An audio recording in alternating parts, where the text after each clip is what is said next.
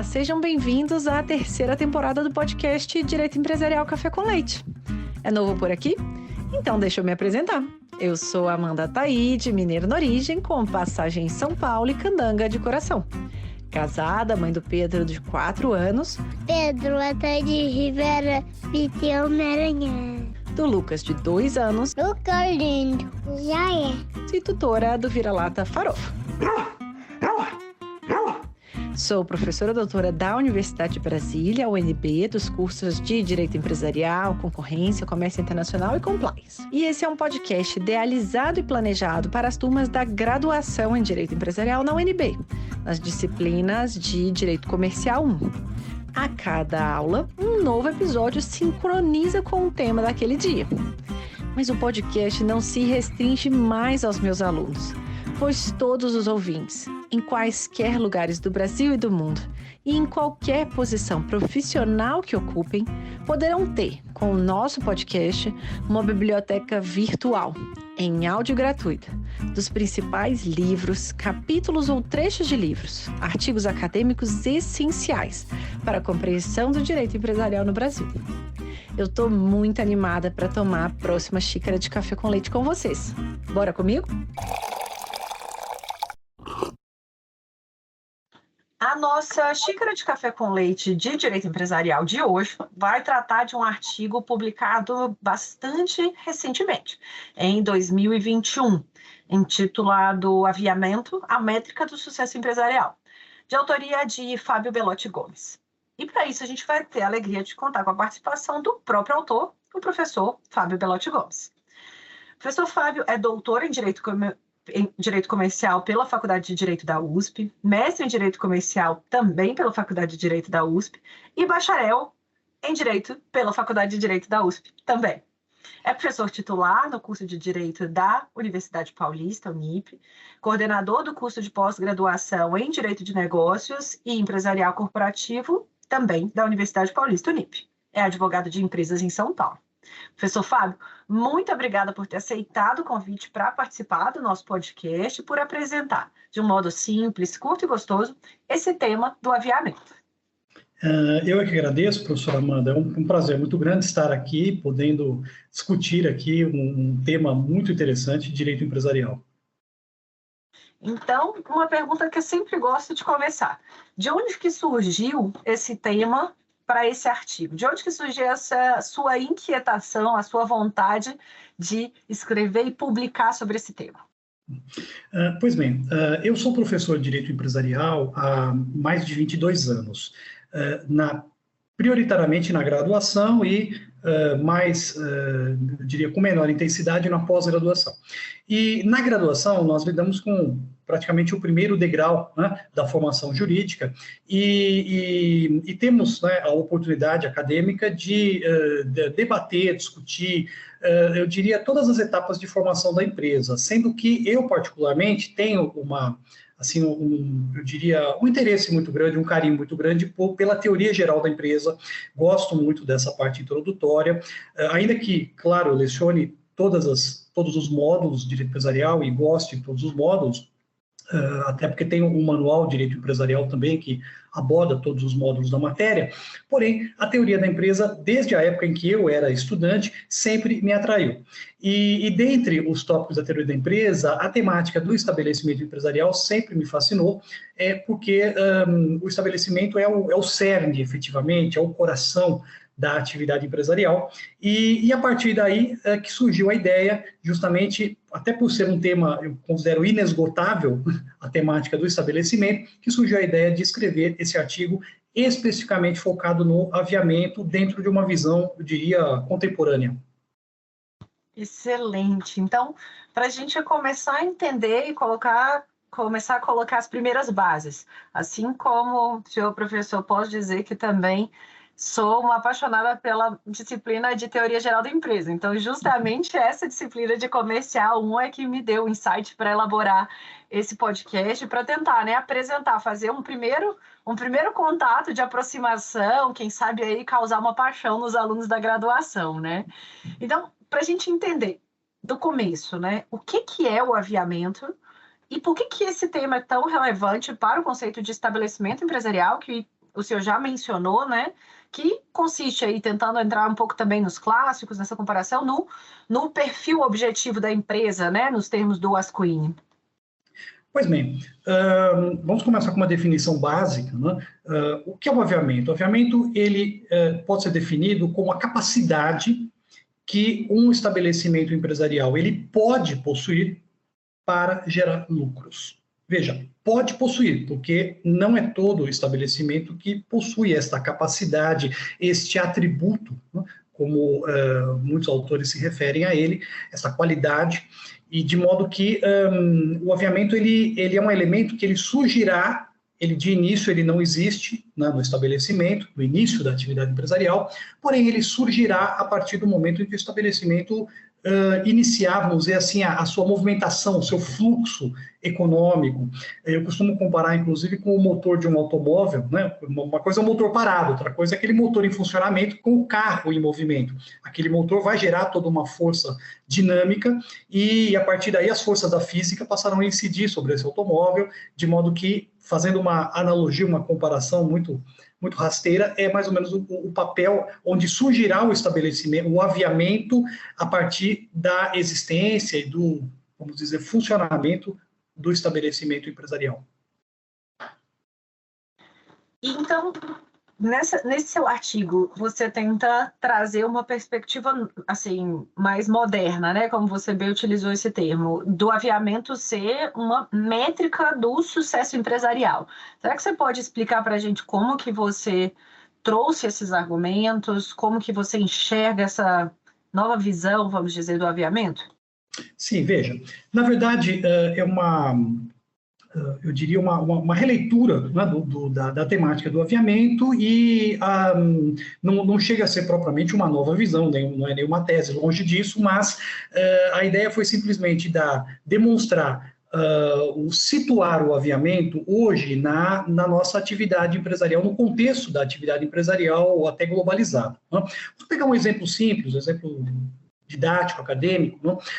Vamos imaginar duas pizzarias, uma em frente da outra, num bairro, né? E essas duas pizzarias têm movimento, elas têm clientela, elas têm um faturamento satisfatório, né? Tem qualidade, tem, vamos dizer, todos os elementos aí que, em princípio, garantiriam o sucesso econômico desta atividade. Porém, ao final do mês, a primeira pizzaria, pizzaria A, tem lucro, fecha com lucro. A pizzaria B fecha no vermelho, com prejuízos. Daí nós vamos investigar quais os motivos disso.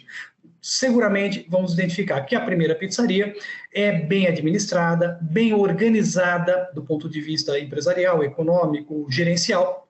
Após que a segunda, apesar de todas as suas, vamos dizer, outras qualidades, né, econômicas e técnicas, ela seguramente terá o quê? Terá uma deficiência organizacional, que passa por vários fatores, né? Ou seja, administrativa, gerencial, e isso irá redundar no quê? Nesse resultado econômico negativo.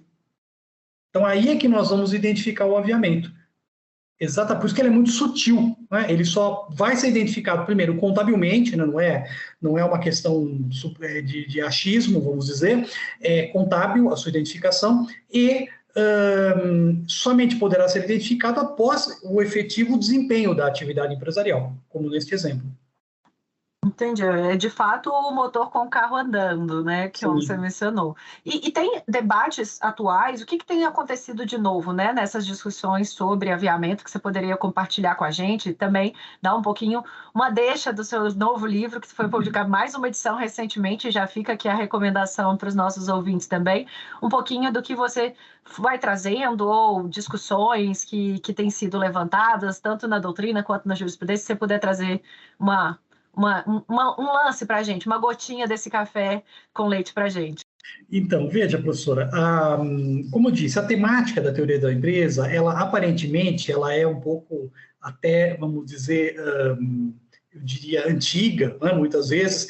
Inclusive, eu mesmo, quando eu fiz o meu doutorado, eu optei a temática do doutorado foi sobre o estabelecimento empresarial. Foi um tema que assim, me empolgou muito, e eu me lembro, na época, conversando com professores, amigos, eles me disseram, mas você vai escrever sobre estabelecimento, é um tema tão antigo, né? Há muito tempo que ninguém fala sobre esse assunto, tal, no entanto, assim, como sempre fui fascinado, interessado pela teoria da empresa, eu vi neste ponto, né, desde essa ocasião, isso foi 2014, uma oportunidade para eu poder efetuar, vamos dizer, releituras, né, de aspectos relacionados ao estabelecimento empresarial. E nesse sentido, se nós pegarmos aí, conectarmos, né, a doutrina mais antiga, Valdemar Ferreira, Alfredo Rocco e outros grandes comercialistas aí que nos antecederam, e tentarmos estabelecer um link, né, com, vamos dizer, o perfil do estabelecimento hoje. Hoje, o estabelecimento empresarial, enquanto complexo de bens, né, reunidos pelo empresário para o exercício da atividade empresarial, hoje o estabelecimento, ele, sem dúvida, em consonância com essa economia globalizada que nós vivemos, ele possui um caráter muito mais dinâmico do que há 100 anos atrás. Hoje nós temos, inclusive no artigo eu ressalto esse ponto, né? Veja, muitas empresas hoje, elas obtêm os seus recursos econômicos através de alavancagem e também terceirizam, né, a produção, o outsourcing, como acontece com grandes companhias aí, norte-americanas e outras que terceirizam na China, no Sudeste Asiático, essa produção. No entanto, existe um elemento central aqui, né, que fica sob o controle dessas empresas, né, das empresas, vamos dizer, tomadoras dessa terceirização, que é efetivamente esta organização própria, eu diria, esta qualidade atribuída ao negócio, que vai decorrer, claro, de todo o seu know-how, sua expertise, a sua organização, e que isso é mantido sob o controle dela. Então, mesmo que ela terceirize, ela toma crédito aqui, ela terceiriza a produção ali, porém ela mantém o controle da qualidade, ela mantém o controle organizacional de toda a cadeia produtiva, e isso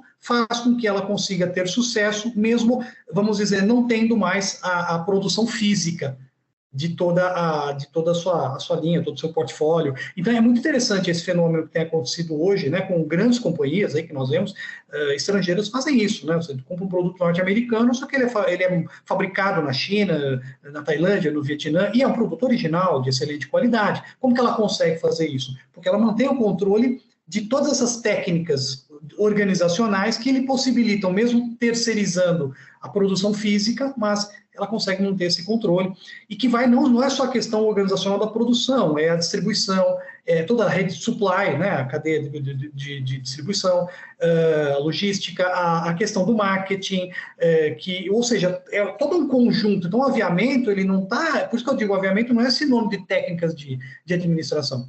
Ainda que ele envolva técnicas de administração, mas não é sinônimo exclusivamente disso. Eu vou tomar um exemplo atual, contemporâneo, que é o caso da franquia, por exemplo, né? O contrato de franquia é um contrato que ele explora muito bem, onde a gente consegue visualizar, individualizar muito bem a importância do aviamento. Por quê? Porque o franqueador, ao negociar com o franqueado, né, ele se dispõe a transferir, a revelar o franqueado, transferir não só efetivamente elementos, vamos dizer, relacionados à produção, relacionados à comercialização de produtos ou de serviços, mas também efetivamente lhe ensinar, capacitar o franqueado a desenvolver atividade nos mesmos moldes dele.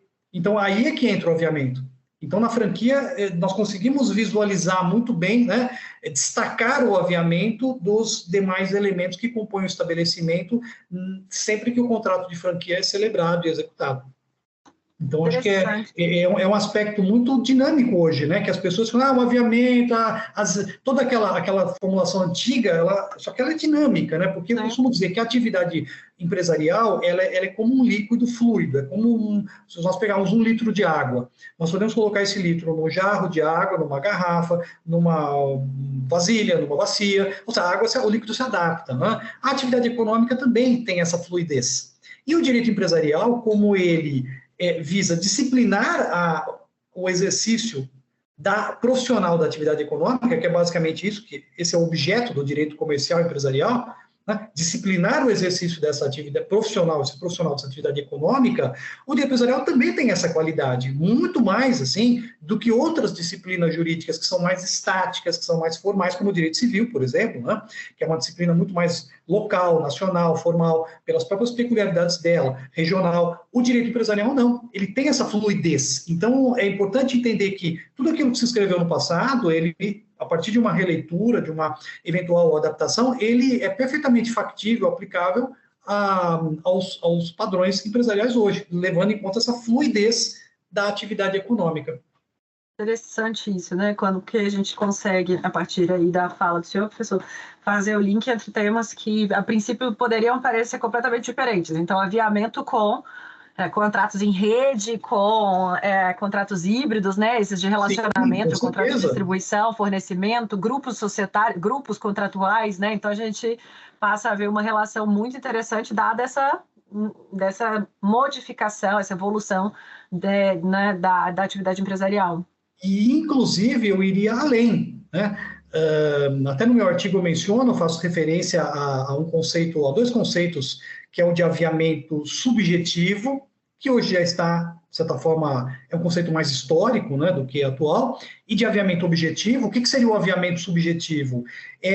Seria aquela qualidade que o titular do estabelecimento, o antigo comerciante, né, que hoje seria o empresário, ele imprimiria a atividade empresarial. Então, aquela questão do que antigamente as pessoas chamavam de tino comercial. Então, o seu José da padaria, ele conhece os clientes, ele sabe como vender, ele sabe para quem ele vende fiado, para quem ele não vende, ele tem aquela... Mas que era uma questão muito subjetiva, né, do comerciante, e quando ele falecia, isso não era de forma alguma didatizado, formalizado, e os seus sucessores não tinham esse tino, vamos dizer, né? Este aviamento subjetivo, morria com o comerciante e muitas vezes a empresa acabava indo aí até a falência. Hoje, eu diria que o conceito, até a partir desses elementos que eu mencionei, né, que nós claramente podemos identificar no contrato de franquia, por exemplo, o conceito que eu diria que é o que nós verificamos na prática é o de aviamento objetivo, ou seja, que é cada vez mais, repito, não são todas as empresas que conseguem chegar ao ponto de desenvolver isso, mas é lógico, pegar o exemplo da franquia, das boas franquias mais bem-sucedidas que existem, elas conseguiram desenvolver esse conceito, elas conseguiram didatizar isso, de modo que elas conseguem efetivamente gerar um sobrevalor a partir desse atributo, que é cobrado, vamos dizer, no contrato de franquia. E invariavelmente, acaba influenciando outras franquias que acabam adotando técnicas muitas vezes parecidas, né? Isso é fato. E eu iria mais além também. Hoje em dia, nós estamos num outro segmento, que é o do e-commerce, né? Ou seja, um segmento totalmente, vamos dizer, robotizado, em que muitas companhias têm desenvolvido técnicas específicas de venda, toda uma organização, inclusive de todo o supply chain, ou seja, de toda a cadeia de suprimentos, logística, ou seja, tudo isso. E hoje em dia, quem está surgindo por trás disso? Onde que esse aviamento está sendo, vamos dizer, registrado? Na inteligência artificial. Exatamente. Olha que interessante, como é a fluidez da atividade econômica. Ela vai mudando, né, de recipiente, mas ela continua fluida. É muito interessante a gente enxergar sobre esse aspecto. Excelente, deu para a gente entender bem os argumentos trazidos pelo seu artigo, nessa releitura, né, do aviamento nessa perspectiva super atual. E para a gente concluir aqui, então, a nossa conversa, eu queria entender ter um pouco da sua visão de quem que a gente deveria trazer ainda para o podcast. Uma visão de algum professor, alguém que não tenha vindo, alguém que já veio e que pode trazer algum artigo que ainda está faltando na nossa biblioteca do podcast. Pois não, só se a senhora me permite, eu até por falha minha, não falei da minha obra, do livro, né? Isso, então vamos aproveitar a hora da propaganda. Sim. Por favor, faça isso. E eu até, já que a senhora mencionou, nós nesse ano lançamos a 9ª edição do nosso Manual de Direito Empresarial, que é este aqui, né? Nós estamos lá tela, mas no podcast, Manual de Direito Empresarial, pelo GEM Jurídico agora, né? É uma obra já conhecida, felizmente bastante citada aí na doutrina, na jurisprudência, já está na 9ª edição, e é uma obra didática que abrange os principais tópicos da disciplina de Direito Empresarial, conforme lecionado nos cursos de Direito, e que traz, claro, as últimas mudanças da matéria, né? Por exemplo, pegando o gancho aqui, o estabelecimento, né? Nós tivemos recentemente a mudança nos artigos 1142 do Código Civil, com a mudança da previsão do estabelecimento empresarial virtual, que só existia na teoria, né? Em teoria, eu já tratava disso no livro, e que agora passou a ser previsto também na lei. E outra coisa interessante, assim, outras mudanças também aconteceram, claro, o fim da EIRELI, da Empresa Individual de Responsabilidade Limitada, né? A reforma mais abrangente da Lei de Recuperação de Empresas em Falência, né? Através da Lei 14.112 de 2020. Então, na verdade, são muitas mudanças, e hoje nós temos também, eu costumo sempre dizer para os alunos, né? Quando eu me formei, por exemplo, quando eu estudei, por exemplo, nós estudávamos a lei, e a jurisprudência mudava muito pouco, né? Era só há mais de 20 anos atrás, era bem mais estática. Hoje em dia não, hoje em dia nós temos, além da lei, da doutrina e da lei, também que ter um olho atento na jurisprudência, porque a jurisprudência é vamos dizer assim, tornou-se uma referência, uma fonte muito importante, né, do direito em todas as áreas, mas diria na nossa área do empresarial, hoje tem muita importância.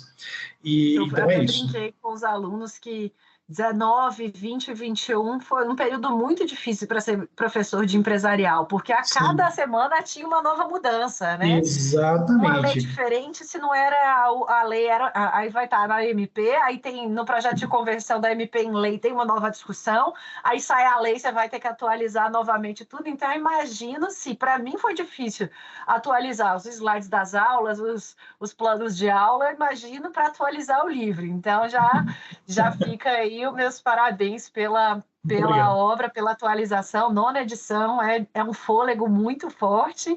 Então, eu espero que aí a gente possa ter outra oportunidade também para conversar sobre capítulos específicos do livro também no futuro. Estou à disposição.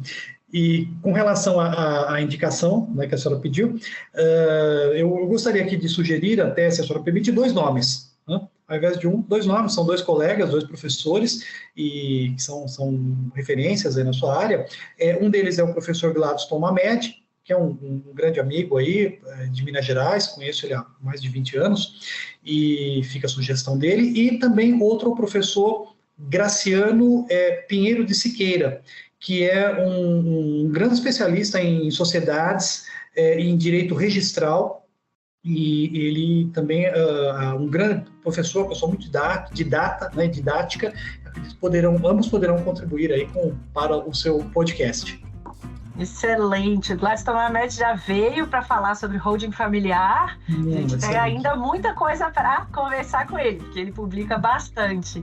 Então, também fica a recomendação do Graciano Pinheiro de Siqueira, já está anotado para as próximas temporadas.